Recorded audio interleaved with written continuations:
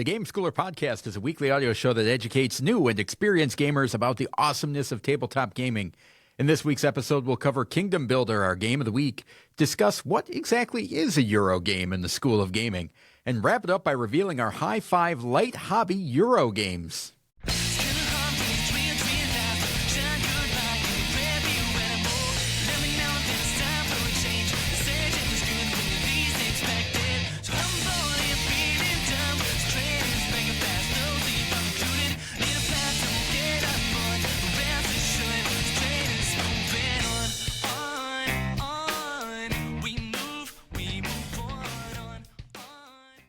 Welcome to the Game Schooler Podcast. I'm your host, Doug Kotecki, along with my co-host, Dr. Michael McCabe. How's it going, Michael? What's going on, Doug? How are you? I am fantastic. I'm feeling good. I watched some track and field today. Got good. some exercise in, had a nice lunch. Things are going great. Watching track and field, was that the exercise or you actually got exercise in? No, I just wanted to clarify, man.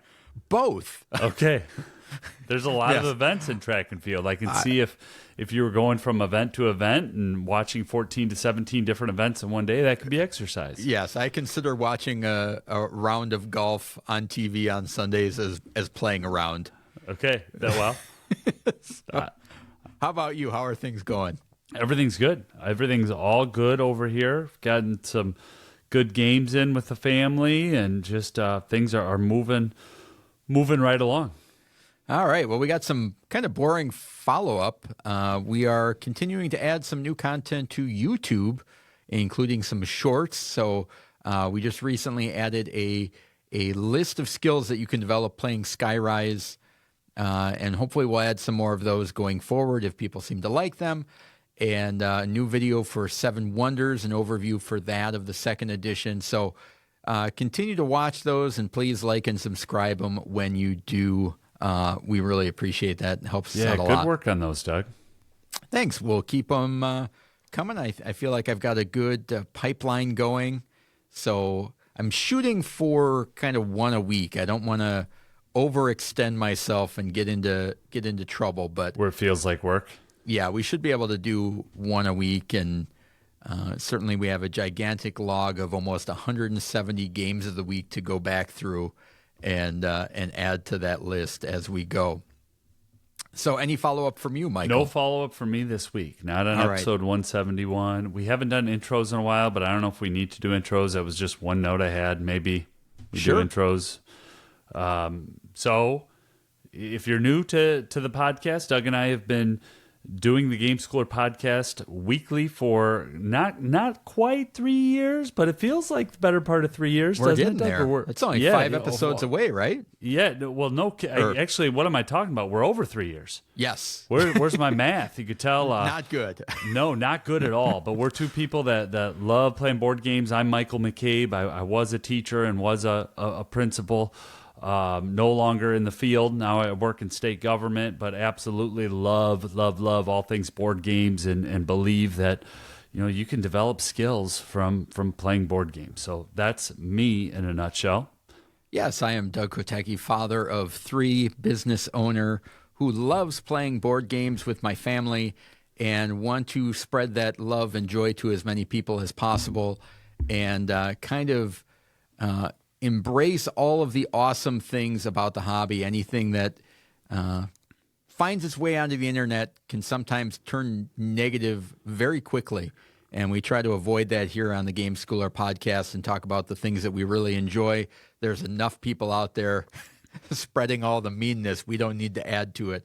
So we like to talk about games that we enjoy, educational value in those games, and kind of introduce people to games maybe they might not have heard about. And we like to be a nice soft landing spot for people that are very familiar with games and people that are brand new. So talking about terminology and taking the time to explain that when we can, as opposed to assuming if you're in the club, you know all of the words and lingo that there are. So hopefully we can be a comforting spot for listeners to come and listen and not get all caught up with the hype and the hotness and all the great new things that are coming out. Let's appreciate what we have, and we can certainly look forward to the future. And I'm going to take that opportunity to do that right now, because next week We'll talk about this at the end of the show, but next week, Michael and I are going to start what we're going to dub our semi-annual hype show episode of the year. We're going to have 2 of these a year, but next week is going to be our first semi-annual hype episode of the year. Michael and I are going to be going to a trade show. We're going to be seeing a lot of new games that are coming up, and we want to just share those and talk to you guys about what stood out to us and what kind of caught our eye, certainly in the family gaming landscape and things like that. So not something that we do all the time, but we are going to make an exception for this event and for our post-Gen Con episode to talk about the things that we're excited about that are coming up. Yeah, it allows us to cover a lot of games in one episode. Yeah. We tried to tell the story of a game and look at what are the skills and the engagement points of that game. But at the same time, when you go to an event, a multi-day event, and you get to see 50 different games, it's also nice to just, do that shotgun approach and give folks a smattering of games. So yeah. So what else is awesome in gaming, Michael? Well, I'll tell you what's awesome with gaming, Doug, and I'm going to give a little visual before I do. Episode 143. Episode 143, Game of the Week was Deducto. And for the better part of a year, my 8-year-old has been saying, Dad, when are you going to pick up Deducto? And I've been saying, when we go back to Gen Con. I want to support the publisher. I'll do it when we go to Gen Con. But I was also buying some time because Deducto was not available in friendly local game stores. And I just happened to be in one this week, and I saw $14.99. That's a sweet deal. If I got it in a trade, it would cost me $8.99 in shipping.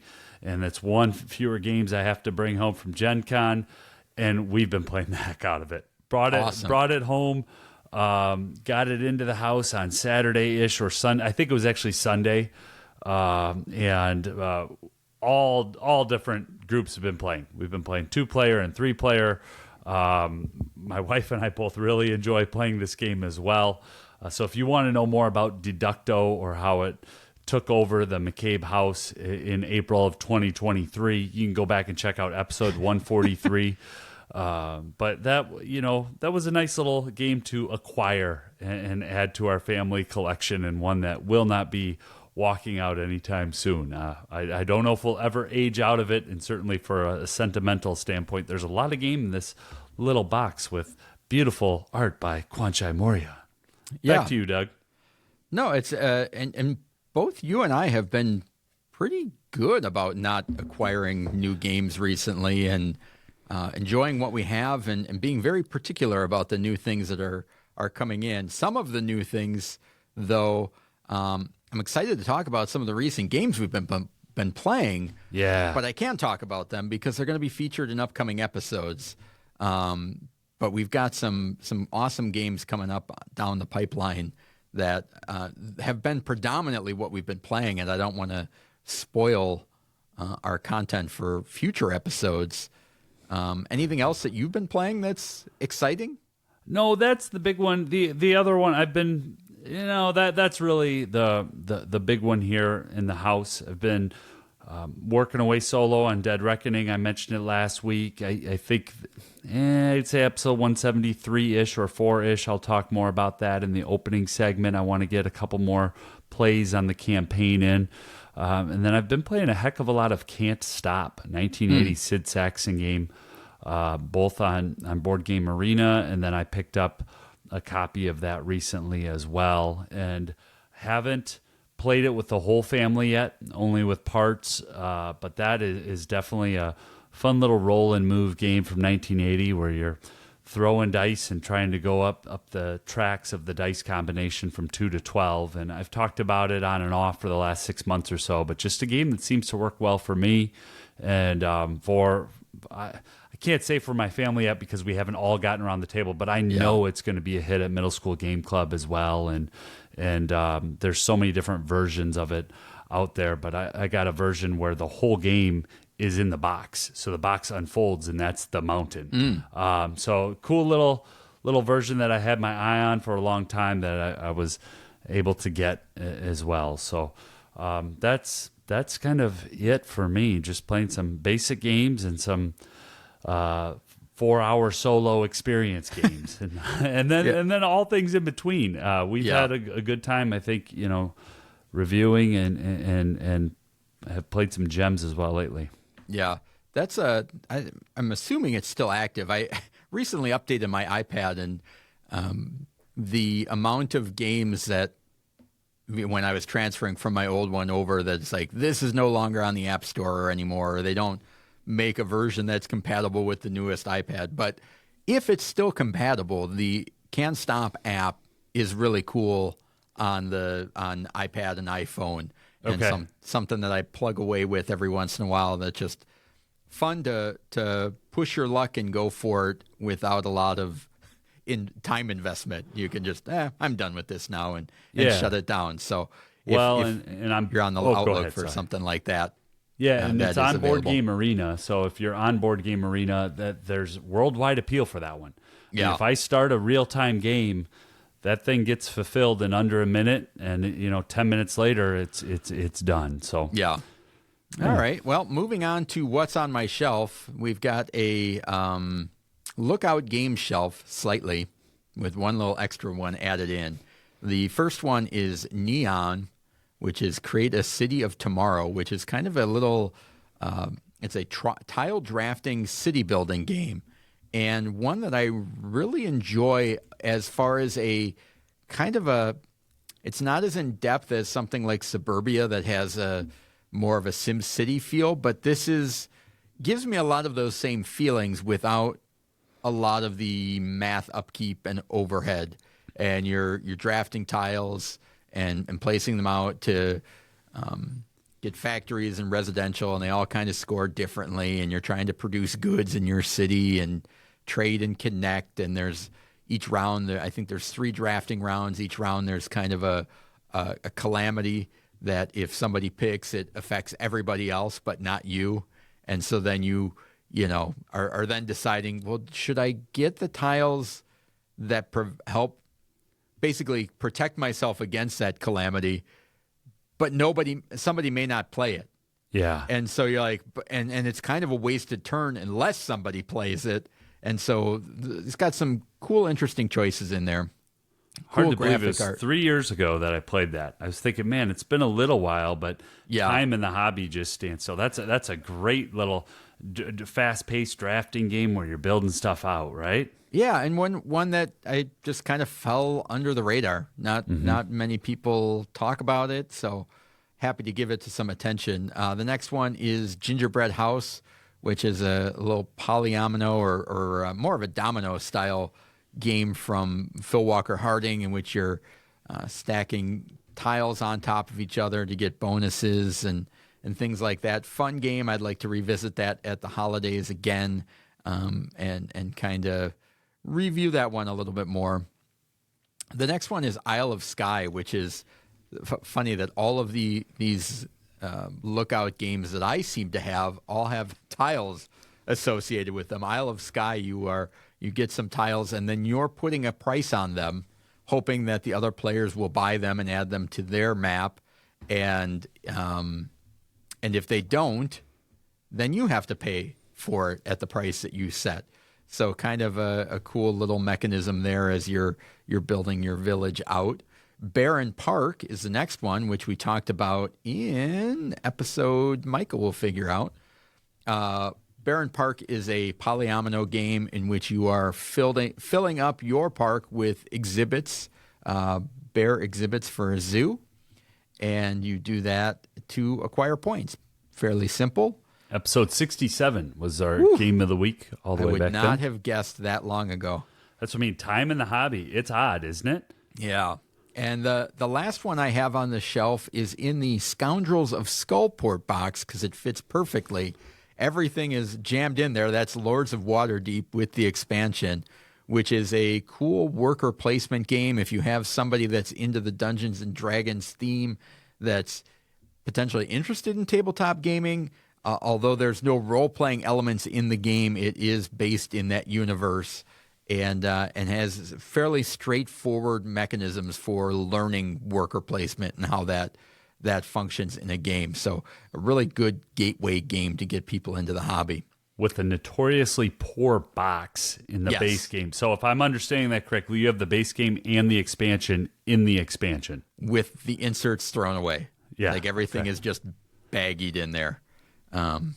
So that is on the shelf this week. Neom, Gingerbread House, Isle of Skye, Barron Park, and Lords of Waterdeep. All right. Well, with nothing else to talk about, I will remind everybody to sign up for the Discord, gameschooler.com/Discord, if you haven't already.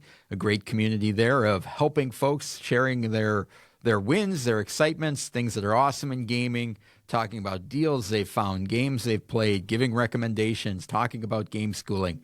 Just an awesome community that I encourage you to check out if you haven't already. And again, that's gameschooler.com/Discord to find out there. Spread the word about the podcast. Let people know. Subscribe. We really appreciate that. And if you have any questions or comments, feel free to reach out to us. Email at gameschooler.com. And the Discord community is really nice. And not fake nice either. I've had a couple of just heartbreaking losses on Board Game Arena recently, like where I am leading in Super Mega Lucky Box for the entire game, but then I just happen to be the biggest loser on the moons, and I lose by 1. But I don't get second place. I lose the tiebreaker, so I'm in third. And does anyone rub it in on the Discord? No. They say GG and move right along. But in all seriousness, you can tell I'm not playing the game because I would trash you. That would be the opening and middle segment of our podcast. But really, really great group of folks, and I'm continuing to learn from them and with them all the time as well, not just on game recommendations and things like that, but really thinking about the skills within a game and how to teach a game better and differently. So I just really appreciate our Discord community. All right. Awesome. I couldn't agree more. Let's move on to the game of the week.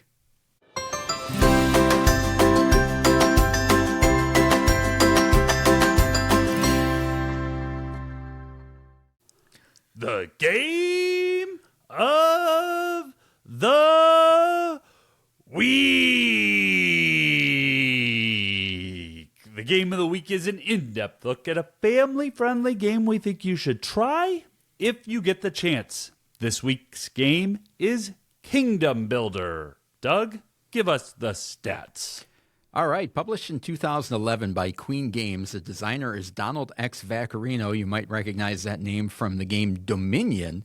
And the art is by Oliver Schlemmer.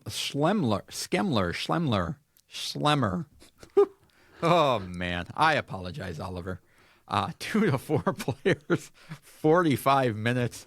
8+ on the box, 8+ from Board Game Geek. I'm going to say 8+ can play this game, but it's on the bottom barrel of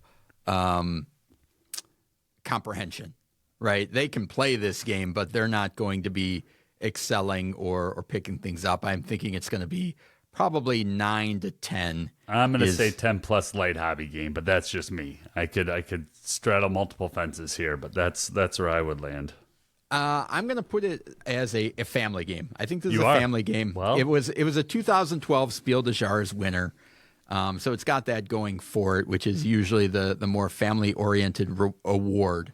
And I think the complexity, I think this game can be as complex as you would want it to be. And I think that's one of the things that makes it really unique in that I think an 8, 9, and 10-year-old can play this. Are they going to grasp all of the strategy? Maybe not, but they can still participate. The scores are going to be pretty close, and it's fairly straightforward in what you're doing. So in Kingdom Builder, the players create their own kingdoms by skillfully building their settlements, aiming to earn the most gold at the end of the game. 9 different kinds of terrains are on the variable game board, including locations and castles. During his turn, a player plays his terrain card and builds 3 settlements on 3 hexes of this kind. So you will draw a terrain card, and you need to build 3 of your settlements on that type of terrain on the board. If possible, a new settlement, and settlements are little wood buildings in the original version. I think the new version has plastic buildings that will be coming out shortly. But a new settlement must be, if possible, must be placed next to one of that player's existing settlements. So you can't run all over the board unless there is no place to build next to one of your existing settlements on that terrain type. Then you can move around. When building next to a location, the player may seize an extra action tile that they may use from the next turn on. These extra actions allow extraordinary actions such as moving your settlements or adding an extra settlement, things like that. By building next to a castle, the player will earn gold or victory points at the end of the game. But the most gold will be earned by meeting the conditions of the 3 Kingdom Builder cards that are selected at the start of the game. And there's 10 Kingdom Builder cards in the game. You're only going to be using 3 each game, and they're going to give you some sort of way to score points, such as however many settlements you get in one single horizontal line or vertical line, or points for building next to mountains, things like that. Let's see. Yeah, and at the end of the game, the player with the most gold or victory points is going to win. So the process is fairly simple. You're going to draw a card. That card is going to have a terrain type on it. That's where you're placing your buildings. And it keeps the game moving. And the variety of where you're placing those buildings is based on how you're trying to score those terrain or those 3 scoring cards. So that's kind of the brief overview. I like the simplicity of play. I like the flow of the game. It keeps it moving. And I can see why this one won the Spiel des Jahres. Yeah. A lot of people mark it as being like the makeup for Dominion, because Dominion didn't win the Spiel des Jahres. And it was like, oh, they do that sometimes with the Oscars. Like, you really should have won it for this year, but you made another movie the next year, so we gave it to you for that as kind of a make good. I think this one holds up as being solid. Well, yeah, and the variability, because you're scoring off of the 3 cards. And in the base game, how many different scoring? There's 10 different 10 different types, and there are 8 different location tiles that are giving kind of special actions throughout the game. And then you've got 4 standalone expansions that all add something different to the game as well. We're just talking about the base game here. Yep. But no 2 games are going to play the same based even if you're playing with the exact same people, based on all the different setup possibilities and scoring possibilities and just that initial placement of how I'm going to get my little huts out and what I'm going to try to score and the routes that I'm going to try to build. There's just a lot of game in that box. Well, and the board is composed of 4 interlocking large tiles. What do they call them? Game board sections. That's convenient. I call them quadrants. Yeah, I mean, there's 4 that sectors. fit together, but yeah. Yep. And but there's 8 in the box. So you're going to pick out 4 of them, and those are what are going to determine those special action locations that are on the board. And you mentioned the variety in this game. And it is one of the things that I put down that I like, is that no 2 games are going to be the same. But in addition to that, it is a game in which the variety is not overwhelming to me. So that seems to be a big sales point for games coming out now, is like, oh, you can have all this variety and all this stuff that you can mix and match. Even though you might only play it 1 to 5 times over the course of your life. Yeah, and each, for example, there's 10 different modules, and you can add whatever ones you want, but then each module comes with its own rule book, how that module works. And it's like, no, I don't have time for that. This is like, shuffle up the boards, pick out 4, great. Then those are determining what your location actions are. And then you're going to shuffle up the other ones, and there are 3 out of the 10. And those are your scoring objectives. And the scoring objectives don't need a 10-page FAQ at the back of the book on what they do. They're all fairly understandable, simple. You're doing vertical. You're trying to get some in each sector or each of the quadrants. You're trying to get things in a horizontal line, next to mountains, next to villages. You want big clumps, little clumps. So they're all pretty self-explanatory, which is what I like. It's a variety in a good way that's not overwhelming, and I think this game does a really good job at that. Yeah, the end game scoring allows you to have a very focused plan from the start, and the bookkeeping is not overwhelming. So as with a lot of good games from this era, I may look down at the 3 scoring objectives and realize, like, okay, if I place here, I'm going to be able to capitalize on 2 of those 3. Well, the one that I didn't capitalize with that placement, I need to keep in mind. So at some point, I get some points, and I love how that happens with Kingdom Builder. Because let's talk a little bit about how you can crowd others out, so that competitiveness, and then kind of how you need to be able to score in each of those quadrants. Because if you don't get some buildings placed, you're in trouble. Well, but that was that specific card. Okay. That specific card that was rewarding for having whichever quadrant you had the least amount in was going to be how many you scored. So you wanted to build them all up kind of equally was one of the cards. But it does... Which I dominated. But at the same time, at the end of the game, the score was very close. Yep. And it reminded me that it's like, this is a game that you cannot do everything. Yeah. And it's like, I didn't do well in the quadrants, but I got a ton of points by connecting to castles, which other people didn't do. And so you try and do as much as you can. And I think that's the mark of a great game, right? You can't do everything. You're trying to do the best that you can with what you have. And then you tally up the score. But even with that variety, the other thing that I think the variety part does really well is it doesn't slow setup time. It's not variety with, now you got to get all these pieces out and put those cards away, get them in this order. Unique. Yeah. And so you can mix it up, and you could play a game and immediately change all the variables out and be ready to go 5 minutes, 3 minutes from then, and then you start playing. The decisions are rewarding. They always feel like you're adding to something. You're getting closer to some objective, whether that's, this is helping me get closer to another castle, or this is helping me getting to a location action tile, or I'm completing another objective, or all of those things. I never feel like I have a bad turn in this game because you're always putting something. Settlements out. Yeah. One of the complaints that when this game came out, people were kind of up in arms about the fact that you draw a card, that's your terrain, that's the terrain that you have to build on. And there were people that were suggesting, it would be better if you had a choice of 2 cards and you could pick and you could do this. And it's like, I get people wanting to do that, and it's probably people that are not huge fans of tactical gameplay. They want to be able to strategize and work towards that 100%.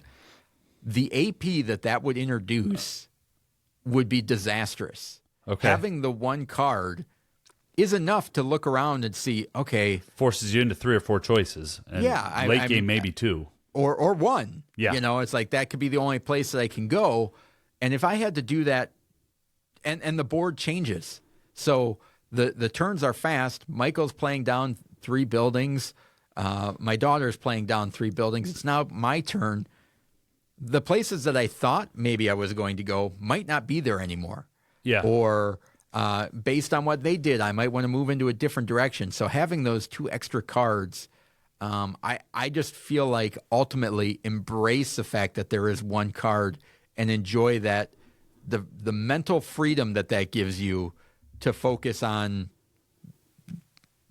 being tactical and maneuver to what you can control, which is where you put the buildings sometimes, in most cases. Yeah. Is this an okay time to shift into some of the skills? Because you just mentioned tactical thinking, and I think I'm not going to do where I argue for light hobby, and Doug said it's a family, so here's why I think it's. But for me and my style of play, this game fits into more of that teenager, and up light hobby area with the framing of these 3 or 4 skills that I'm going to talk about here, and The first one is competition, a game that develops healthy competitive habits as two or more parties compete for a goal or reward that isn't shared. You're not sharing spaces in here. If I need to get next to that mountain and I want to get to that space that shares mountain and water to score out points, I need to make sure that I get in there first. And it's from the first turn all the way through the last turn. The game is very competitive. I think you could say that about a lot of games, but because the scoring is tight and you feel like it's tight from the first time you play it, and it leaves a sense of, ooh, I really need to be aware of what's going on. There's a healthy competitiveness in here. And then the other one that connects with that is just the spatial perception. Yeah. A game that strengthens a player's understanding of the spatial relationships with the objects in their environment and themselves. Being able to understand how the different areas play together with the competitiveness is in Kingdom Builder immensely. Yeah, I've got the spatial perception, the tactical thinking. I also think this is one for a good one for personal responsibility. Which is a game that highlights the cause and effect nature of a player's actions and the related results. You place those buildings, and where you place them can have effects down the line later in the game of, ooh, I wish I hadn't placed that there, or good thing I have this little building hanging out here out of nowhere that I can attach to and hook something up. So you, as the game goes on, you're aware of some of the decisions that you made earlier in the game. As far as the family and light hobby thing, I think this is a unique... Ooh, I've got one more skill. Oh, sure. Can we go there and then jump over to that?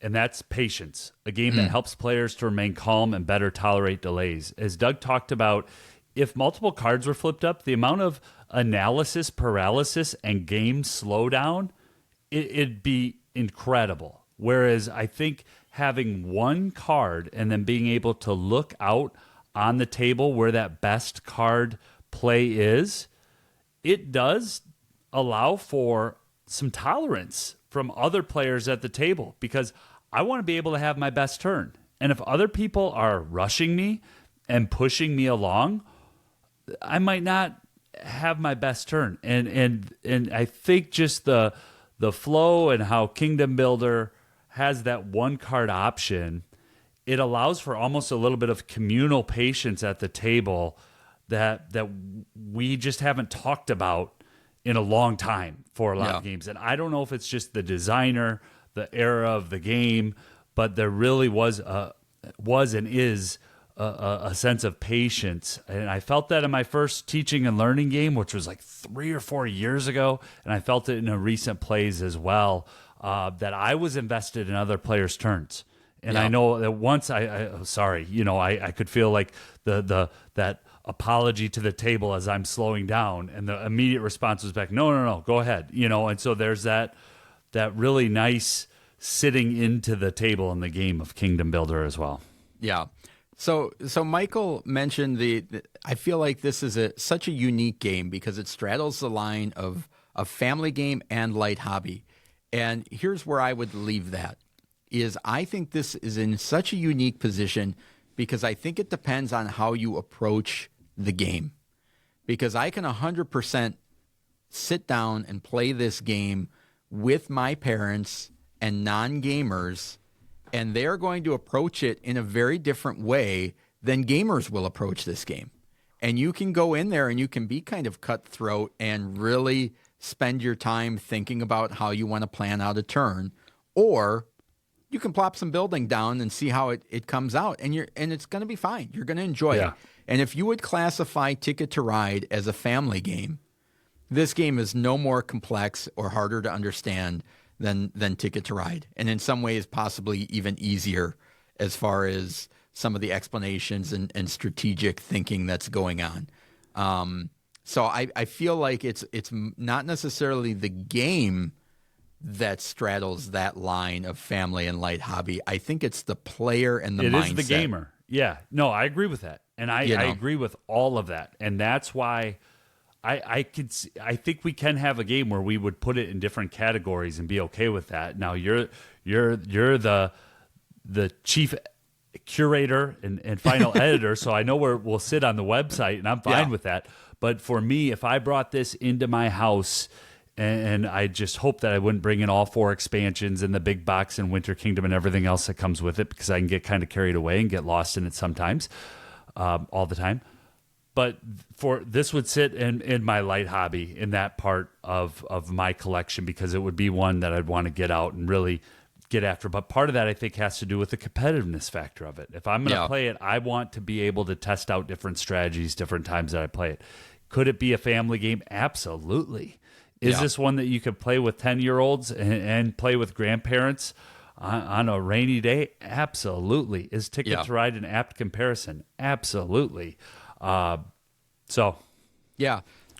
did bring up something that I notice in my own version that and maybe at some point this would be a School of Gaming segment to broaden out, but I have many of the expansions for this game, and they are in the base game box. And it's one of the, I shouldn't say it's one of the few, but it is a trend that I notice with expansions for me, is that when I look at the box on the shelf, I know I have all the expansions in there. I'm never playing the game enough with people to warrant that's like, we need to spice this up, so let's throw an expansion in there. But because I know that there's 3 or 4 expansions in there, I'm always hesitant to pull it off the shelf. Because I'm like, do I need to sort it? Is it ready to go? What is in the base game? What isn't? And things like that. And it's one of the copies of a game that's on my shelf that I'm thinking of, like, I'm going to potentially sell the version that I have with the expansions in it just to get it out, because I'm never going to play the expansions. I personally am never going. I'm not saying that there's no value to the expansions, but I'm not. And I want that clear, concise package to pull off the shelf and set up and be like, let's go. Because I think in this base version, it is get out, set up, and go. But with those expansions are almost like this heavy chain hanging down on me that says there's more to it. There's something else. This is too heavy for this group or that complicated, and I got to set up, and I don't know all the rules to that. And it's like, I'm looking for more games. The farther I'm in the hobby, more games that I'm like, I can pick this up, go teach it, and I know everything right out of the gate. And I'm curious to see if that's something that other people deal with. But I noticed it with this game when I pulled it off the shelf. I'm like, yeah, this is heavy. And we were talking about playing it, and I'm like, weight heavy, physically heavy, the amount of cardboard that's in this box. And I'm like, all right, I got to sort out what's base game, what's not, what's doing this. And it's like, it occurred to me that that's why I've not pulled this game off the shelf as much, is because I know what's in the box. Yeah. And I don't want to wade through it. That if it was just the bare game, I'd be like, let's play this one. And I'm curious if other people have that issue or not, which is why I'm souring more and more towards expansions in general, because I'm just not getting them played. Yeah, that's interesting. But the expansions don't change the basic structure of the game, right? The game, the end game conditions are still the same, right? Yeah, the first time somebody, they're going to add all the other scoring, how it interacts with. From what I'm recollecting, there's a lot of them. More game boards, which are then adding more action tiles and more end game scoring things that just add other elements of wrinkles and complexity. You start getting more into those, okay, well, now I have to explain how it might add different things where it's like there might be a little pick up and deliver element or something along those lines that just adds extra complexity that I don't need, but I appreciate that it's there for people that want it. It was just an interesting thing that I realized it was preventing me from playing it because it was overwhelming. And where you're at in your journey, a word that you use often is bloat. You don't want bloat in your games, right? Yeah. You want to be able to get it out, set it up, play it, put it away. Next time, be able to get it out, set it up, play it, put it away. Yeah. So sometimes interesting. The only other thing I guess to be aware of is that, the theme is kind of dry and non-existent. Maybe to you. So be aware some younger players might just be not necessarily turned off by that, but I think that the speed and simplicity of the play kind of make up for that you can get into it, and that kind of gets lost in the shuffle. But I can see some middle schoolers or 10-year-olds this game coming out and being like, ugh. Yeah, I could see other middle-aged dudes running the table thinking that's Clemens Fran or Dennis Lohausen art and being surprised by Oliver Schemmler's beautiful boards and just wanting to jump down and play. So, yeah, maybe Doug's right.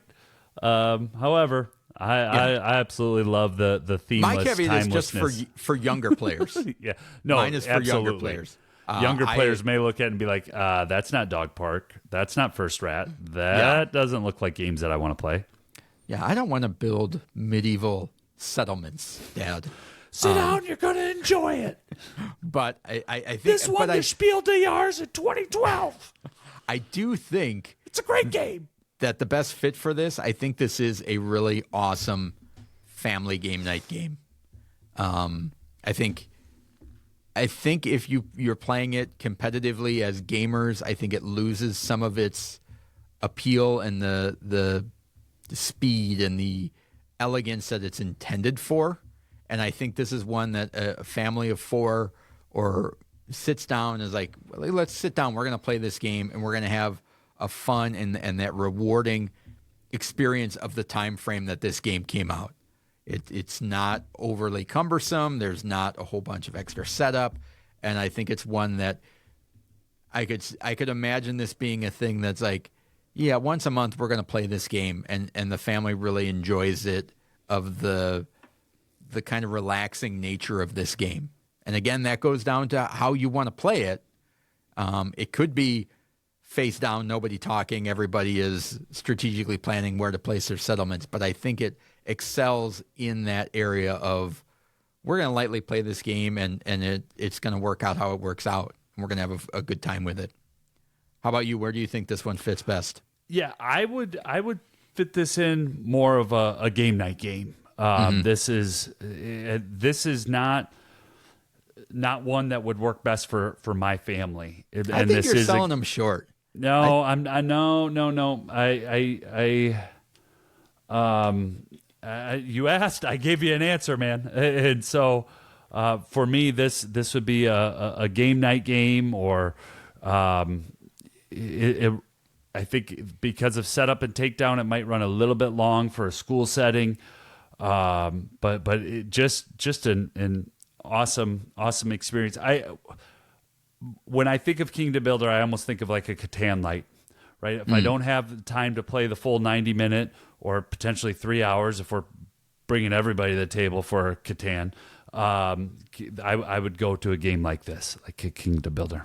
So here's a question for you: where would this do you think this would qualify to fit into the our all-time top 50 family games of all time? I think it'd be really close. We'd have to. I mean, you know those metrics as well as I do.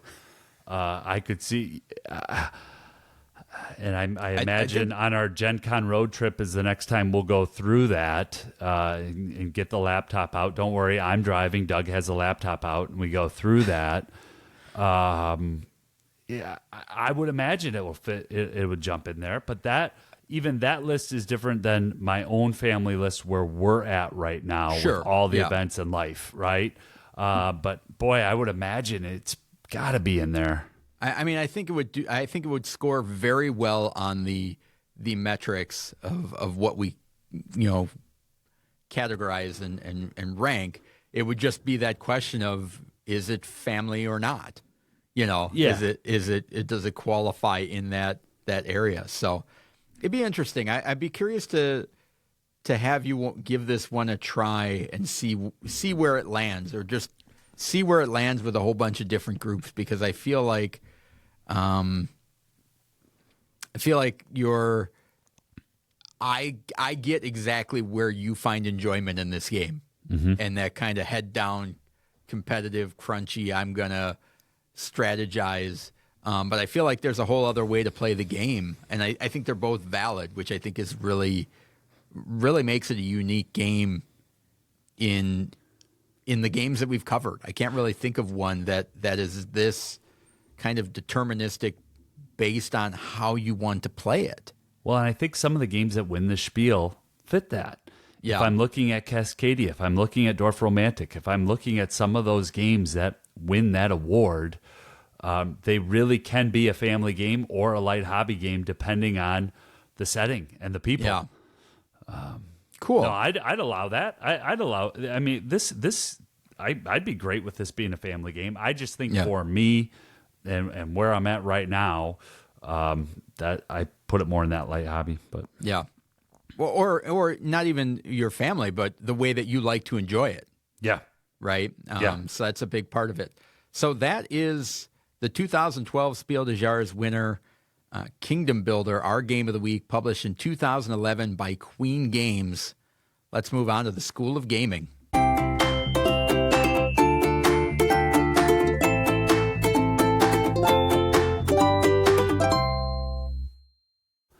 The School of Gaming. In the School of Gaming, we discuss concepts, keywords, etiquette, and helpful ideas in the world of gaming.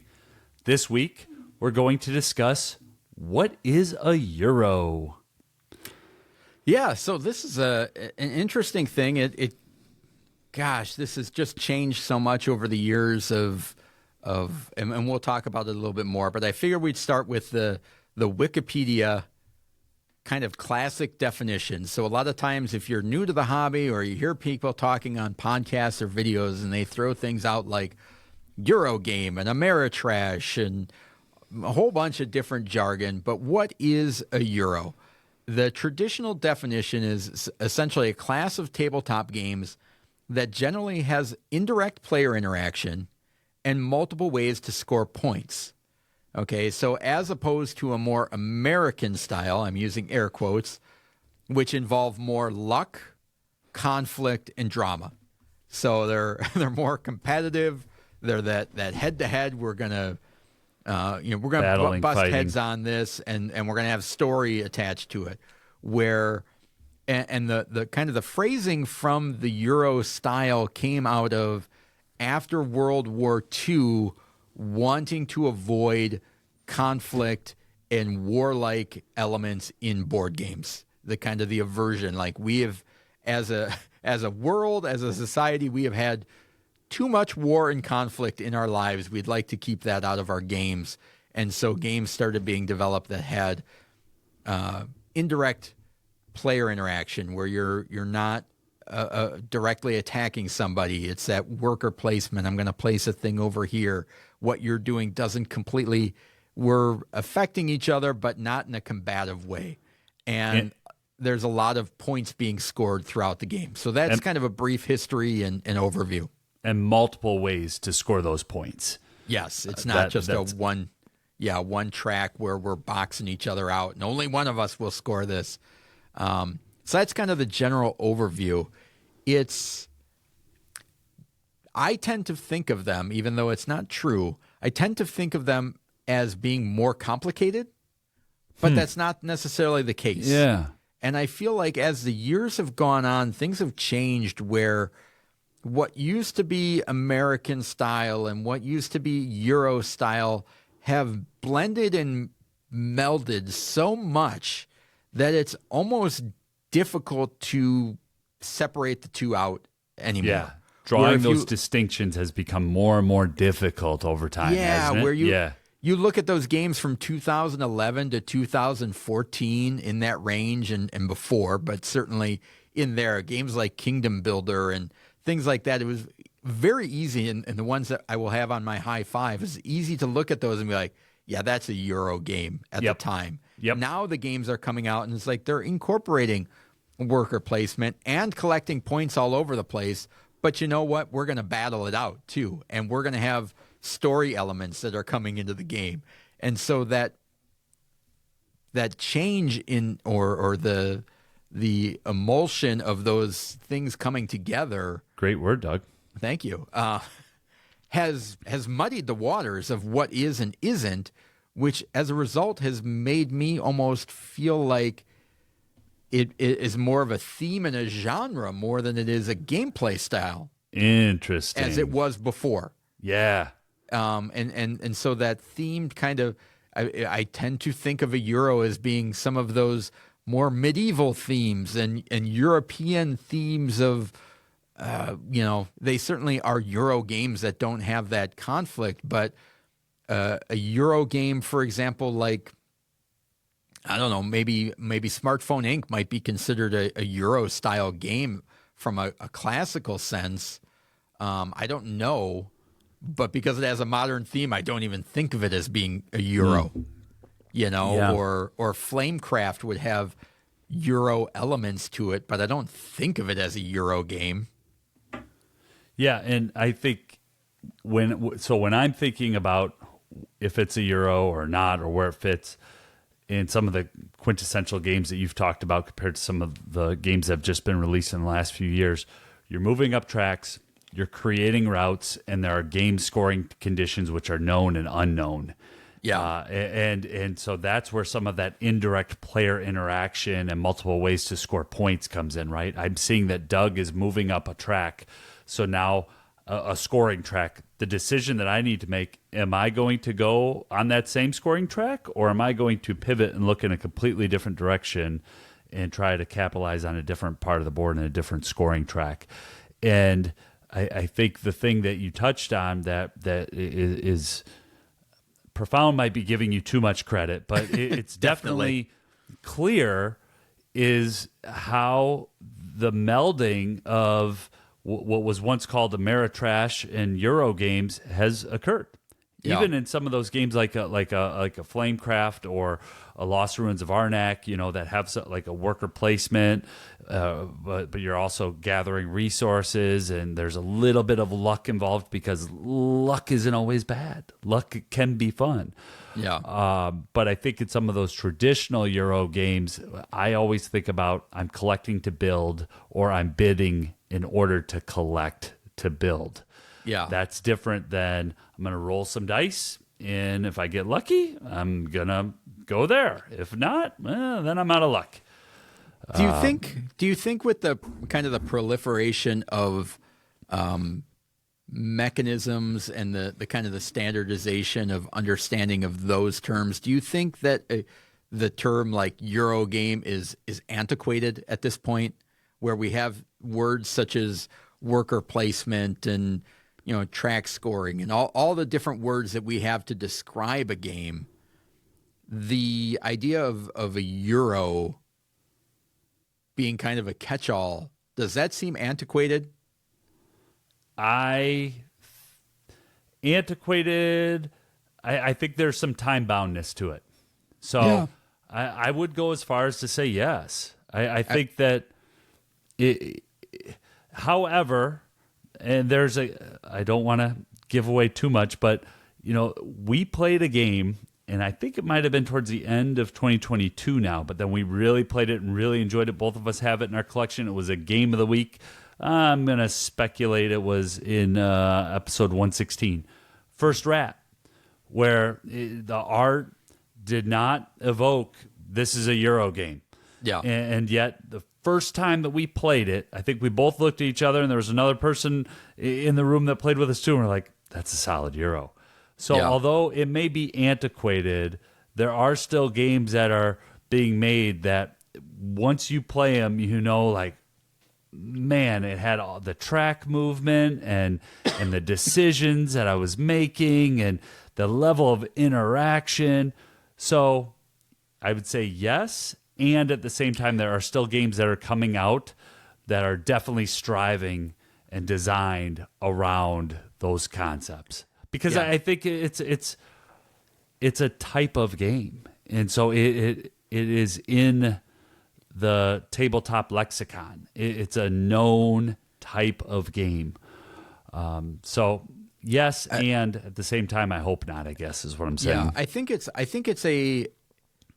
almost in some ways it's an obsolete term for describing a game in the regard of saying a game is a Euro almost puts me into a time frame type of game as opposed to the mechanisms. Like after you play First Rat and you say, this is a good Euro, it doesn't make me think of some of the mechanisms or the things that we talked about in the classical definition of multiple ways to score points, limited interaction, that type of thing. It makes me think, yes, this reminds me of a game from 1995, a European board game from 1995 to 2015. Like, it almost has become its own classification of, you could hear a modern song and say, yeah, that sounds like an 80s song. Yeah. This felt like an 80s song. Even though it's new and it came out, it felt like an 80s song. And it kind of reminds me of a definition of material that I won't mention, but the phrasing being, you know it when you see it. Yeah. Right? It's like, it doesn't have a hard and fast definition, but you know it when you see it. And I kind of feel like that applies to I'm not going there, but as a Euro, it has the same feeling of like, you know it when you see it. It's a Euro. Yeah, I was going to go in a completely different direction. But when I hear a Euro or someone say, yeah, that's a really good Euro, immediately I go to, I'm going to get to make some good decisions. And so that's kind of the space and connection. And even within that, our high five might seem to be like, oh, what do they mean by light hobby Euro? It means it's not going to take 4 hours. Yeah. And so the sense of, I can make some really good decisions in a 60 to 90 minute span and I have some great conflict to sort out, but not have hard feelings at the table. I'm drawn towards that. When somebody says a Euro game, do you default to the idea it's like, that's going to be like a 2 hour game? No, I go the opposite direction. For me, interesting. What's going on there? I want to play more. When people say Euro, I tend to default to like, oh, that's the latest Vital Lacerda 2.5 hour complex game. Like, that's where my brain ticks to. I don't think about and as far as the Euro scale, it's probably there's family, light hobby, and full blown hobby Euro style games. And I'm almost always going to gravitate towards the light hobby to family style. And it just seems like that's such a small part of that whole genre, where like people say Euros are the ones that really catch on. It's like they're the bigger, meatier ones. It's almost like that's where that definition has shifted to, as all of the lighter elements of Euro games have melded into the Ameritrash end. For me, anyway. Interesting. So, anything else on Euro games or things we may have missed? It's a lot. It's an awfully big tent, and there's a little bit of a risk when you bring up a topic like this, and where you never know what YouTube short Doug is going to create and generate. But there can be controversy where there doesn't need to be controversy. That's the only note that I have here. We're just trying to explain to maybe some of our new gamers and even I love when we have a topic like this, and on our Discord, the experienced gamers will chime in and add a game that they played when they were growing up, that or that when they were in college, but it might have been 10 to 15 years before we were in college, and now suddenly I'm introduced to a whole new set of games. And so from a new and experienced standpoint, when you say it's antiquated, I see it as being time-stamped, and I enjoy learning more and more about it. So we're definitely not coming from a standpoint of where we know all or we are the experts. I think both of us would gladly admit we are actively learning. So if you have some of your favorite Euros and they don't get mentioned, please go to our Discord and let us know, because this is an area where I'm still learning and playing for the first time and replaying and out on Board Game Arena and at conventions, an area of interest for me. So, well, and it's one of those words that people seem to add their own flair and connotations to. Everybody kind of has their own definition of what it is or what it's classified for them, which I think is one of the unique things about that classification. Like, usually when you say a classification, it's a kind of a hard and fast. Like, if I say a worker placement, everybody knows what that entails and what it doesn't entail. And it's so weird to have a kind of a nebulous topic like the Euro game, and my definition can be different than your definition, than somebody else's definition, and they could all be completely valid. And we could argue about it, right? Yeah, That's exactly. why I went and looked for Jeff Engelstein's definition, right? And like, okay, well, there's one. That's one that we can anchor around, and you gave a great definition at the top of the segment as well. So good stuff, Doug. All right, well, let us know what Euro games you enjoy, and we will come back with the high five with our light hobby Euro games.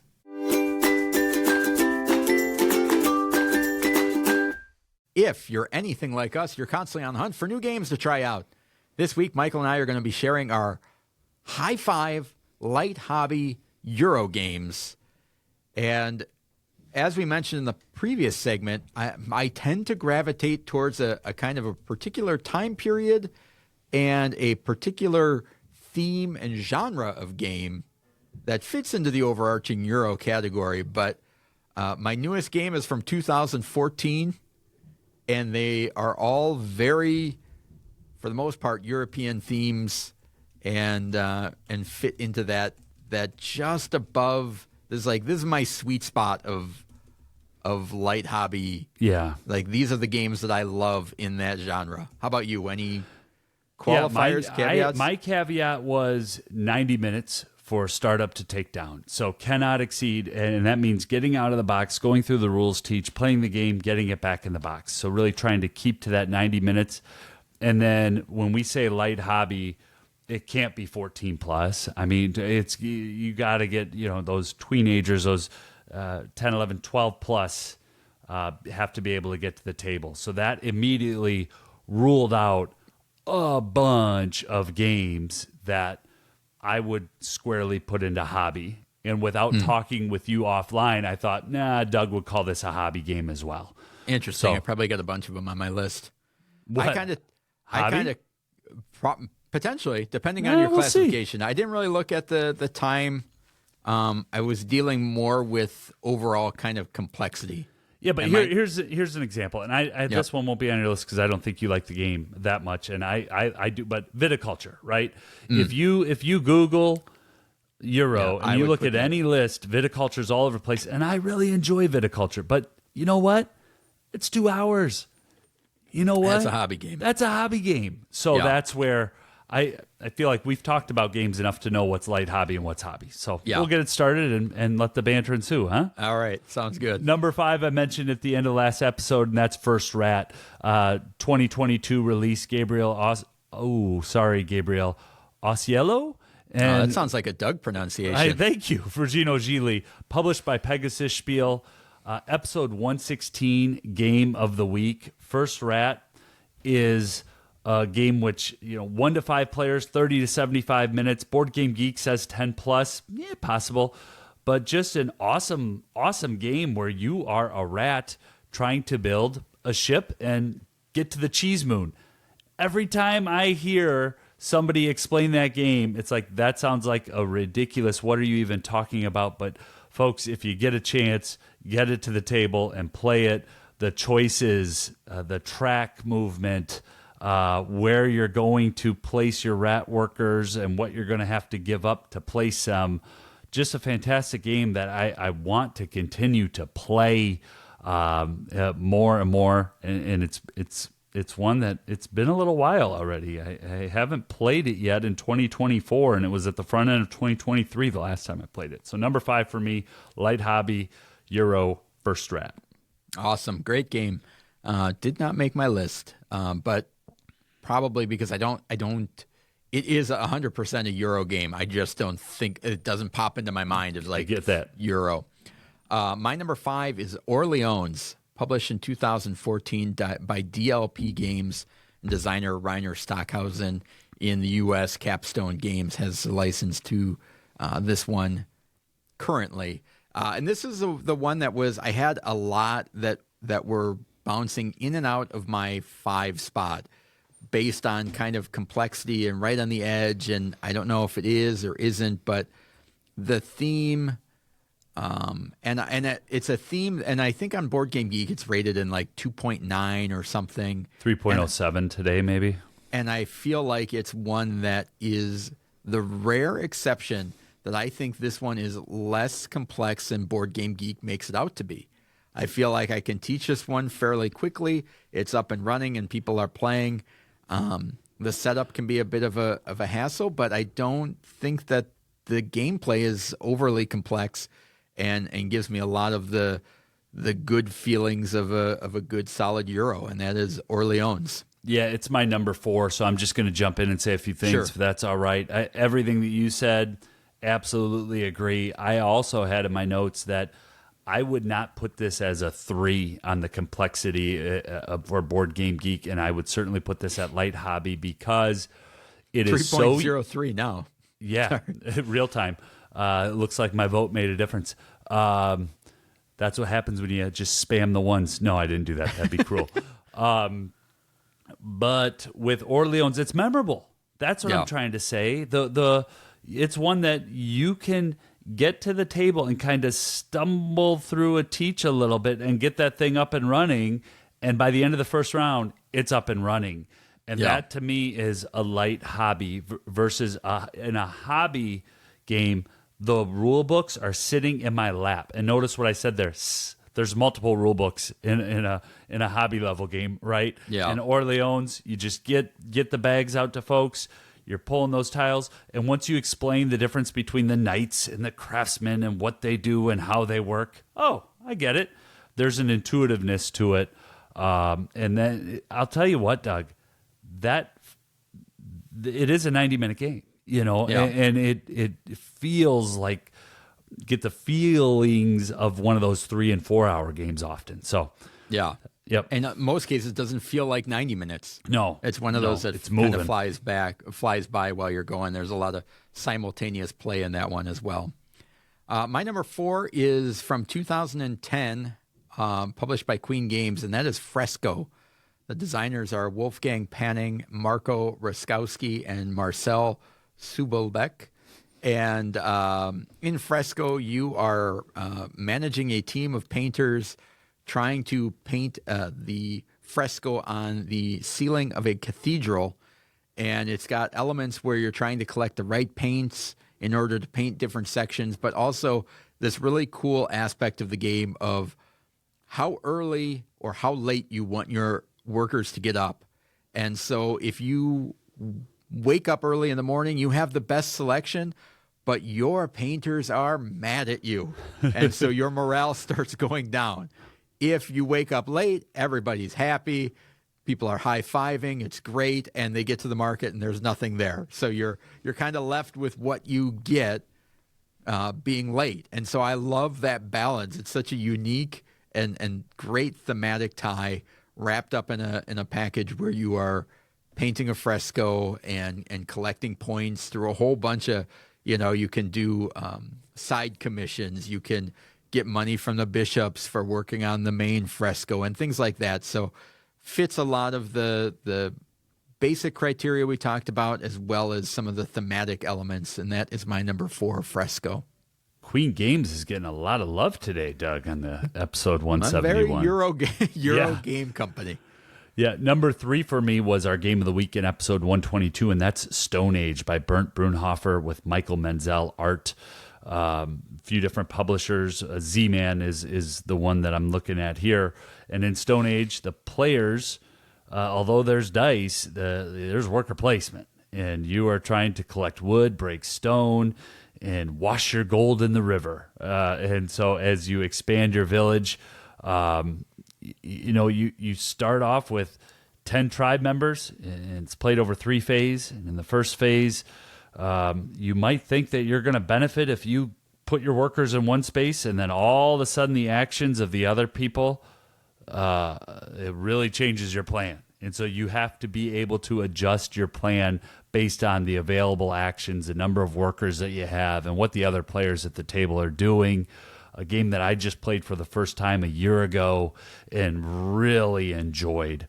If I do my top 50 game list again, Stone Age is going to be in there somewhere. I just really enjoy this one from 2008 all the way back then. So that's my number 3 is Stone Age.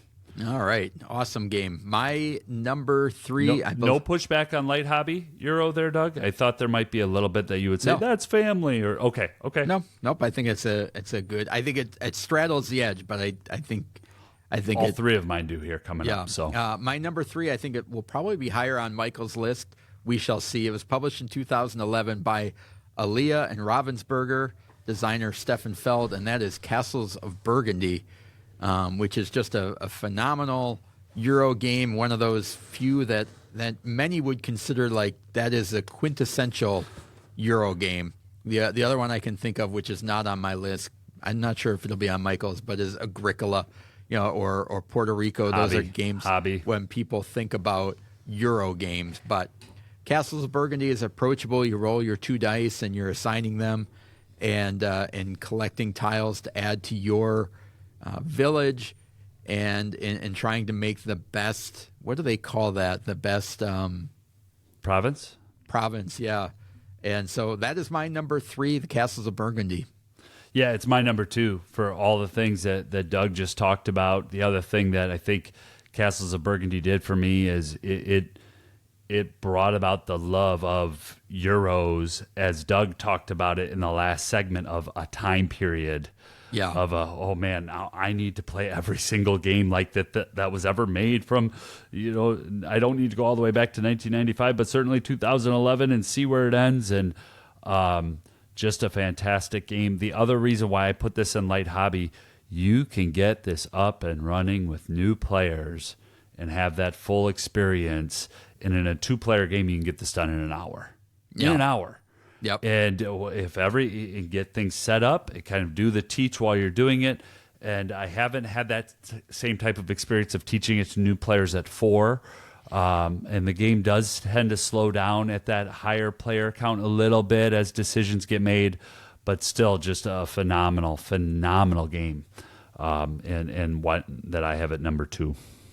Well, our 3s and 2s are switched spots. My number 2 is Stone Age. Everything Michael said about that one, I think it's got the great elements of everything of a classic Euro, and I love that they took the luck aspect, which you can mitigate by assigning more workers out. So there is luck in rolling dice and how you gather resources, but you can mitigate that by spending more workers to increase your odds and increase those numbers. And I think it's such an awesome mechanism of putting those workers out and rolling. And sometimes it's awesome and sometimes it's not, but all packed into, okay, I can get points for building these huts. I can get points for collecting these things. I can get all of the different avenues. Michael talked about tracks in Euro games. This game has that level of point scoring all over the place. So that's my number 2, Stone Age, episode 122. We talked about that one. Awesome.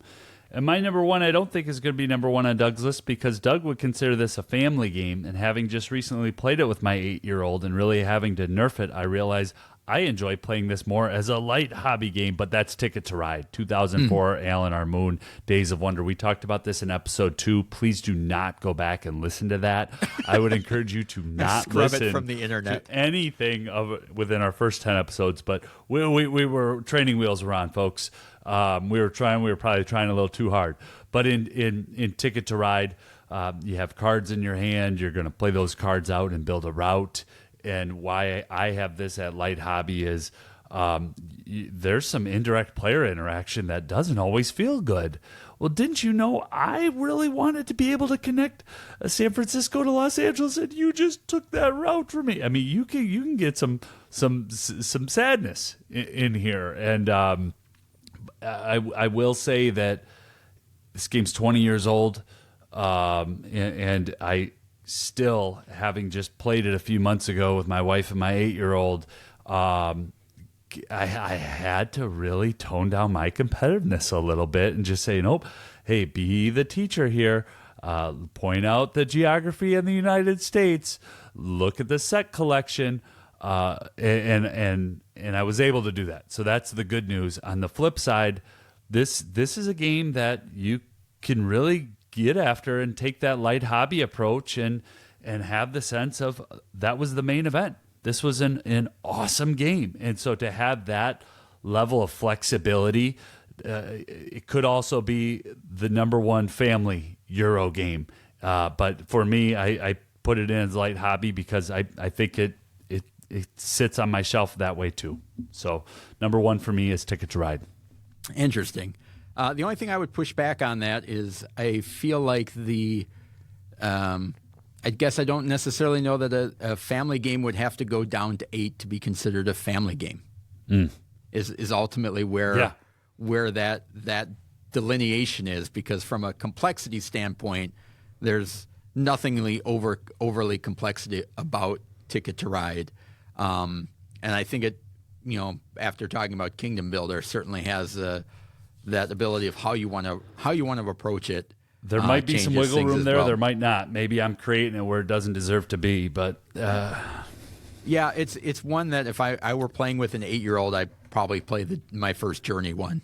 Yeah. And for me, where Ticket to Ride is in that one spot, it also has to do with playing it in 2004, 2005, 2006, right? As a newlywed, playing it with other couples and really just playing that game. And there might be other stuff going on, but we're still having fun playing the game, that level of engagement and competitiveness.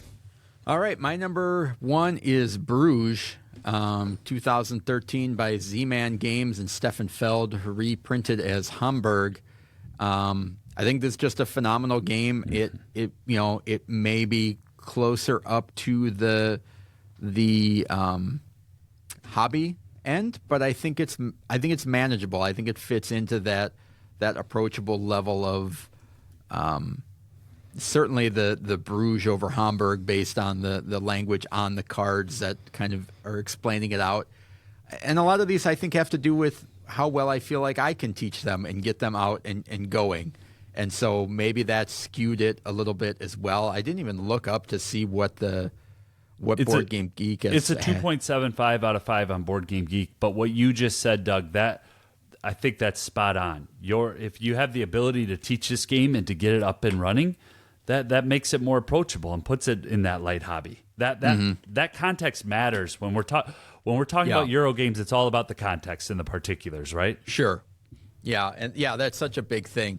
Of a game that is complex can seem not complex with the right teacher and explaining it out, compared to you can make a not very complex game seem impossible with a terrible teach too.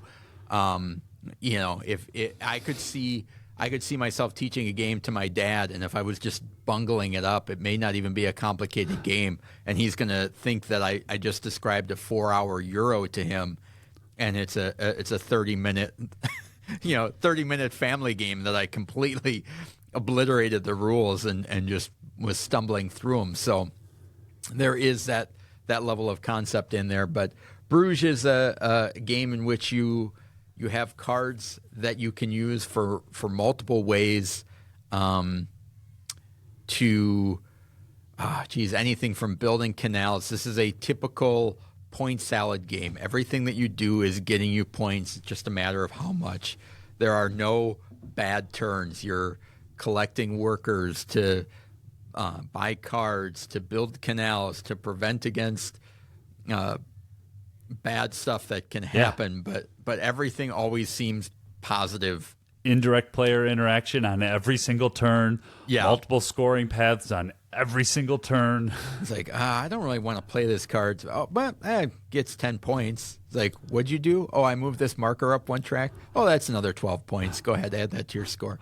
It just keeps winding around, and just that level always feels good. And I feel like this is a game that is manageable, and I always like some games I can have a mitt full of cards and feel completely overwhelmed. This is a game I love just sitting back with my cards and like, what am I going to do with this? I could do that there. Like, I love the internal mental struggle of this game. And when I say struggle, it implies like it's brain surgery or I'm really grinding gears, but it's not. It's just... Oh, it's fun. The options. It's like, I could do that, and they're all giving you points. So, and you have your hand of cards. That's your hand of cards for the round. So you kind of play them out of like, I'll play this one first, then that one, then this one, and nobody can really screw you up in that. It's just a matter of, okay, what order and what actions and how do I want to play this out? So really love it. That's my number one Bruges. Yeah, and the multiple uses of the cards in that game and wanting to use one card for three things, but only being able to use it for one thing and not knowing what the priority, and sometimes your priorities are forced. Can I just give a couple of stats on this game that I think are really astounding for where we are in 2024? Board Game Geek, 12,000 people own this game. Only 155 people worldwide currently have this game for trade, compared to 939, I'm one of them, worldwide wanted in a trade. And I think just looking at some of those statistics, it's not currently in print, and it's $185 today at Noble Night. If you want to go pick it up, you can do that if that's you, or you can have a friend who has it and hopefully sit down at their table and play it with them. So make friends and play Bruges. Great game. Any honorable mentions for you? I had several, but I kind of just trimmed them off the list, or I justified them in or out in another way. I did have Bruges on there as an honorable mention, but I took that off the list because I just haven't played it enough. So the ones that are on my list proper, I've played at least multiple times, and so nope, didn't bring any honorable mention. I just brought these 5 in. Yeah, so the ones, and I'll just rifle through them. A lot of them were ones that I thought were maybe fell out of that theme, maybe a little too modern, maybe a little those type of things. But they are Coal Baron, which is a cool game by, I think might be a Kramer and Kiesling game. Everdell, I thought is a very interesting modern Euro that stretches that family light hobby game. Architects of the West Kingdom, Museum, the original Museum, not Museum Pictura, which we talked about. And I put Catan up there. I debated putting that in as my number 5, and very well could have bumped Orleans. That is the true number 5.5 for me. Yeah, is Catan. I had Catan. The only reason why I took it out was because of time, and I would say that it is a hobby game and a family game, but not a light hobby Euro. So I won't even go there. But yeah, all those fit, don't they? Yep. All right. So that is going to do it for us this week. Reminder to subscribe to the podcast. Follow us on X at GameSchoolerU. Subscribe to us on YouTube at GameSchoolerU as well. Join our Discord, GameSchooler.com/Discord. And next week, the first semi-annual hype episode of the year as we talk about ACD Games Day. Thank you so much for spending the last hour or so with us. We truly appreciate it. Now get out there and keep gaming.